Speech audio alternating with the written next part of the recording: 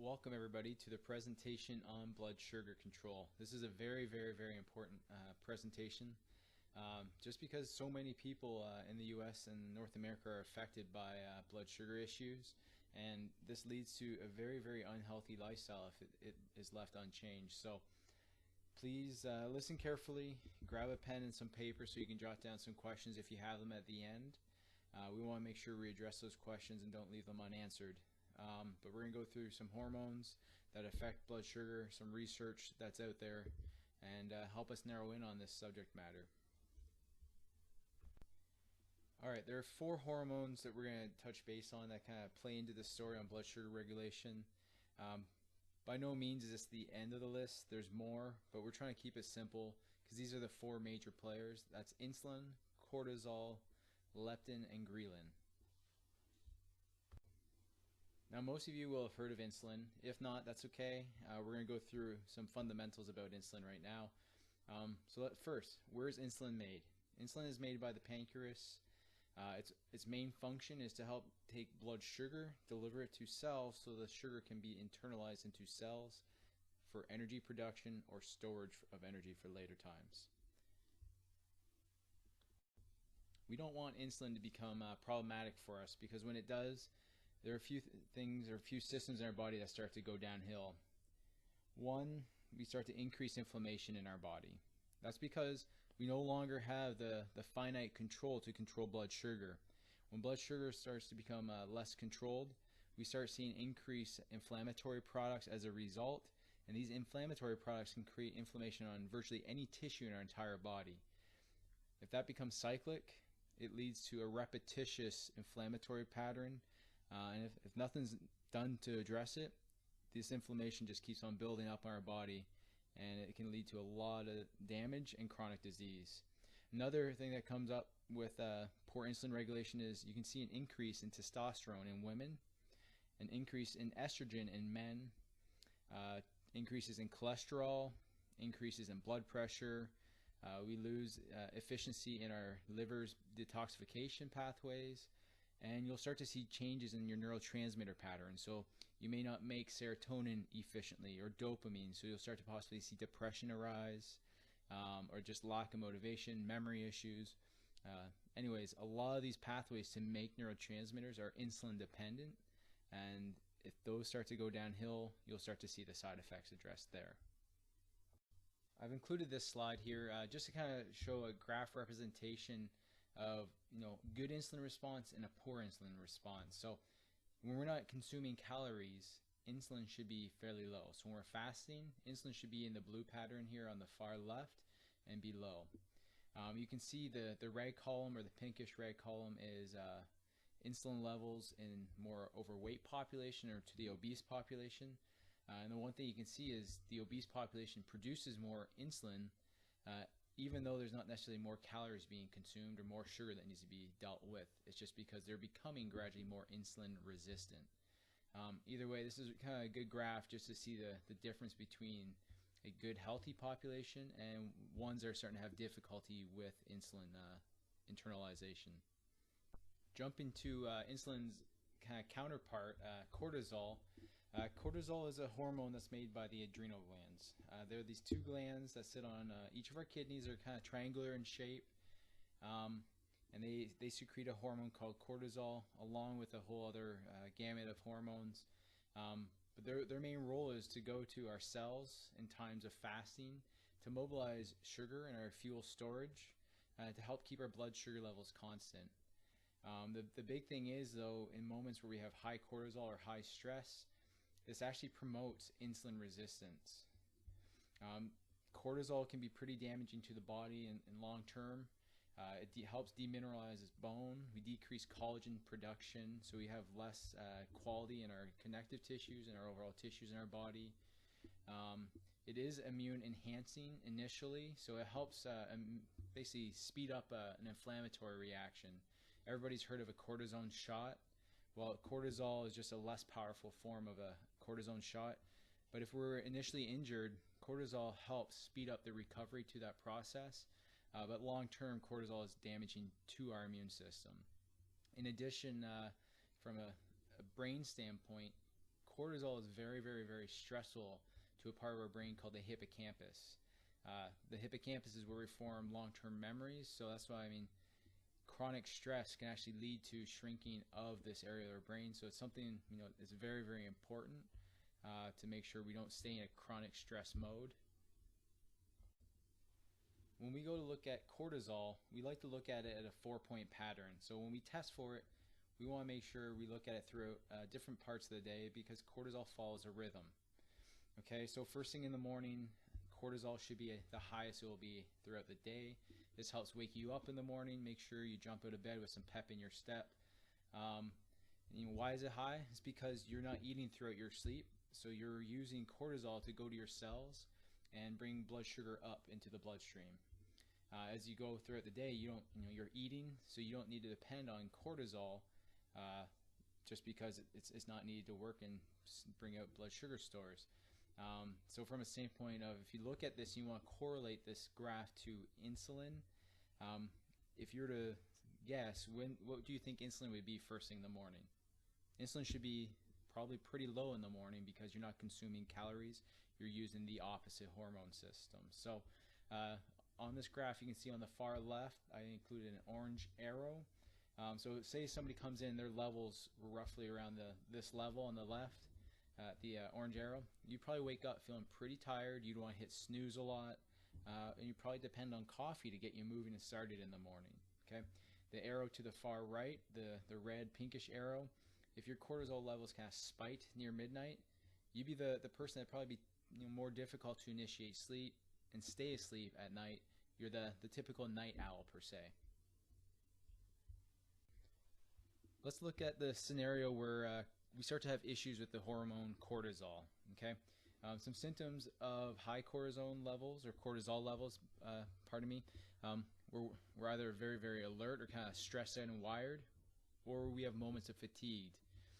You can see slight increases in blood pressure, high or on the higher side of blood sugar levels. Your memory's starting to kind of lose itself here and there, or difficulty focusing, concentrating, trouble falling asleep. Your sex drive is going downhill. For men, maybe your erectile dysfunction is starting to kick in. Weight gain and obesity is starting to sneak up on you, and your immune system isn't quite there, so you're getting sick more frequently.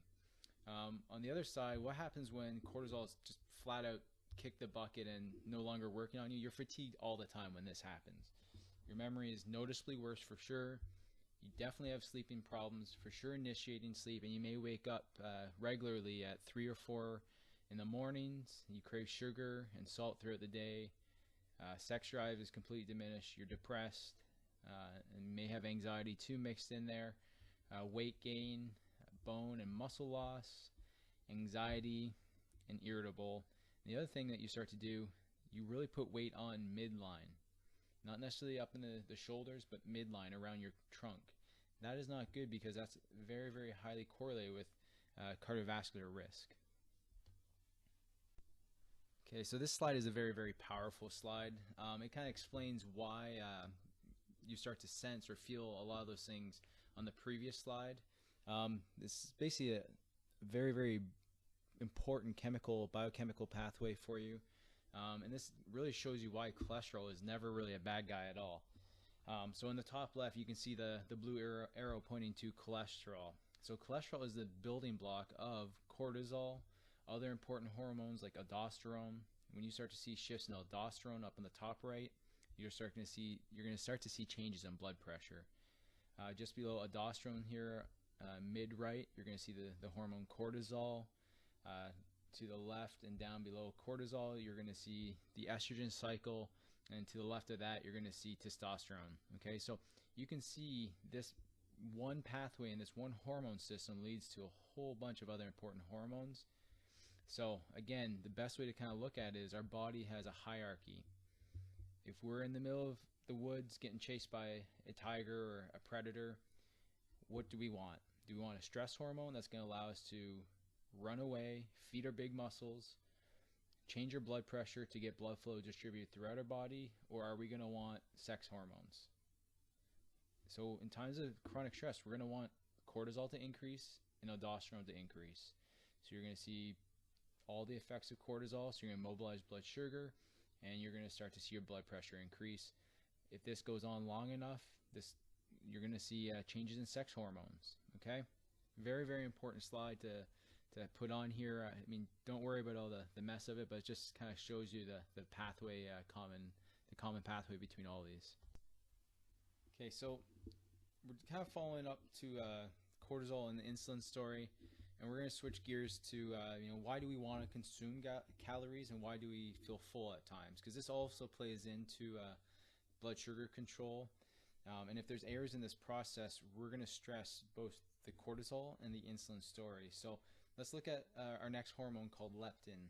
Okay, leptin is a hormone that's made by fat cells in our body.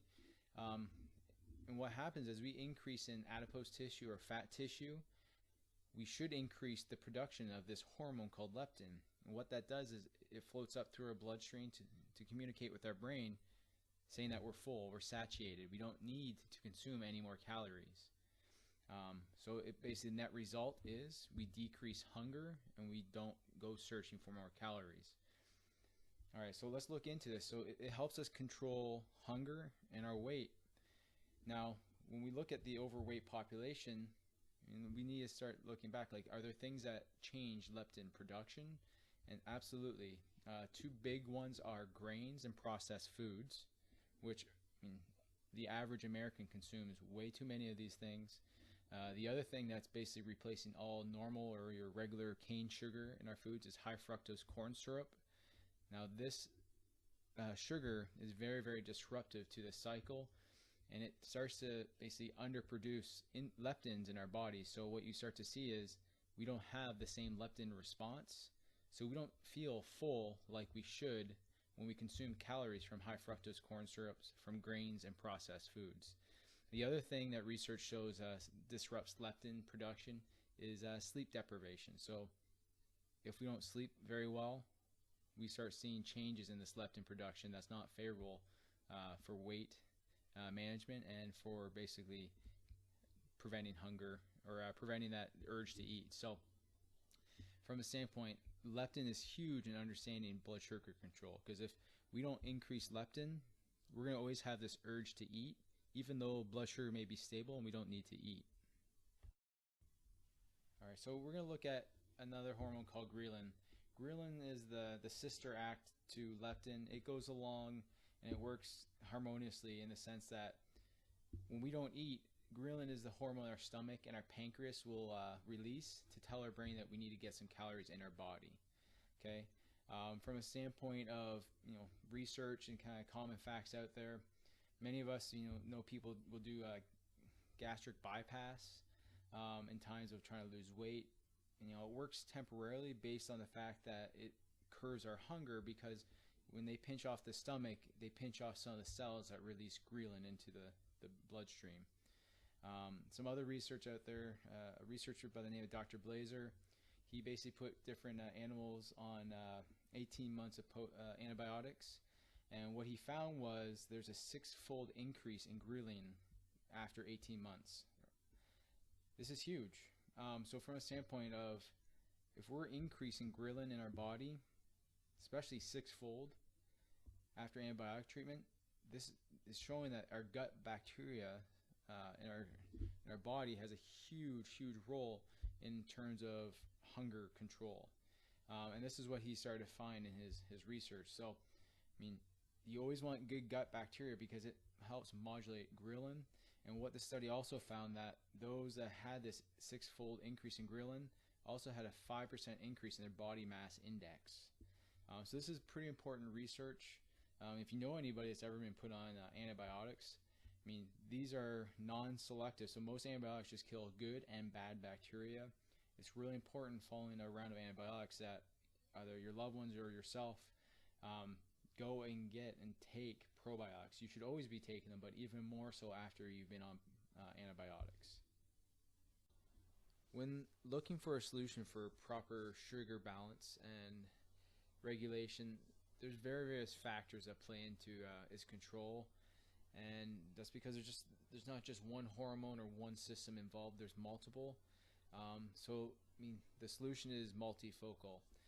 First, let's look at, you got to have good sleep patterns. We know, one, we have better overall hormone function if we have a regular sleep hygiene or sleep pattern. You got to get to bed consistent time and wake up at a consistent time to keep that insulin and cortisol story in check. We also know that you have to have good gut health. Now, what does that mean? We know bacteria cultures play a role in the leptin ghrelin story, but also your gut is 80% of your immune system. So if you have excess inflammation stemming from the gut, we know that this will create more inflammation, and we know that will put more of a demand on cortisol. So you have to have good gut health in terms of the bacteria in there, what foods you're putting into them, and you want to make sure the foods are anti-inflammatory. Exercise. Exercise is very, very important. We know we can do certain types of exercise that improves that insulin and cortisol story. And all those, all the type of exercise we wish for you to do, I mean, we go through in a whole educational process just for exercise. Another important aspect is stress management. If you haven't meditated, it's something that I highly recommend you look into doing. If you need some help with it, approach me, ask me. In terms of meditation, I use CDs by Dr. Wayne Dyer. That's how I got started, and it helps me walk through the meditation process. We're actually going to do a video or an educational format of some way on meditation, because it's so valuable to the human brain in terms of helping us manage stress. We need to also look at making sure when we eat balanced meals. Okay, this doesn't mean skipping breakfast. It doesn't mean eating 2 meals a day. It means waking up, eating breakfast, not going straight for coffee. And it means every main meal you have has a good protein, a good fat, and some good veggies with it. Okay, let's just look at digestion time and how long those calories will last in our bloodstream.